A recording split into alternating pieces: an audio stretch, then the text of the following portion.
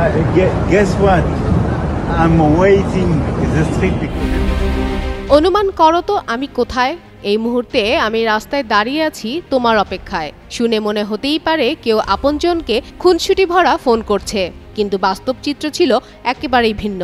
New ইয়র্কের ব্যস্ত সড়কে এমন কথোপকথন হচ্ছিল দুই প্রভাবশালী নেতা, ফ্রান্সের প্রেসিডেন্ট ইমানুয়েল ম্যাক্রো ও মার্কিন প্রেসিডেন্ট ডোনাল্ড ট্রাম্পের মধ্যে।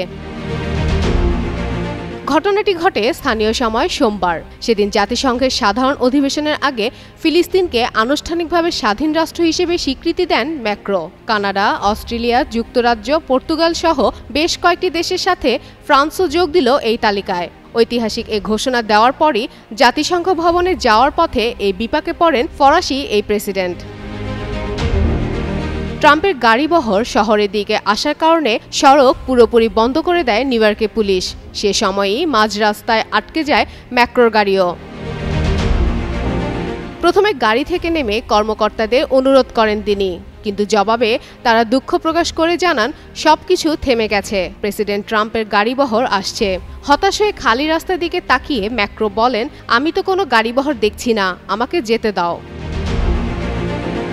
শেষমেশ পরিস্থিতি সামাল দিতে নিজের ফোন বের করে সরাসরি ট্রাম্পকেই কল করে বসেন ফরাসি প্রেসিডেন্ট। তখনই হাসতে হাসতে শোনা যায় তার সেই বিখ্যাত লাইন, অনুমান করো আমি কোথায়? আমি এখন রাস্তায় দাঁড়িয়ে আছি, সব তোমার জন্য থেমে গেছে। পরে তাকে গাড়ি ফেলে হেঁটে যাওয়ার অনুমতি দেওয়া হয়। প্রায় 30 মিনিট ধরে নিরাপত্তা দলের সঙ্গে হাঁটলেন ম্যাক্রো। এ সময় পথচারীদের সঙ্গে ছবি তুললেন, করমর্দন করলেন, এমনকি একজন তার কপালে চুমুও খেলেন। গুরুত্বপূর্ণ কূটনৈতিক ঘোষণার পরপরই এমন অদ্ভুত পরিস্থিতিতে পড়লেন ফ্রান্সের প্রেসিডেন্ট। তবে ঘটনাটি শেষমেশ রূপ নিল এক ব্যতিক্রমী মুহূর্তে, যেখানে আন্তর্জাতিক রাজনীতির গাম্ভীর্য মিশে গেছে এক টুকরো হাস্যরসে। আর সেই হাস্যরসই এখন বিশ্ব গণমাধ্যমে আলোচনার খোরাক হয়ে রয়ে গেল।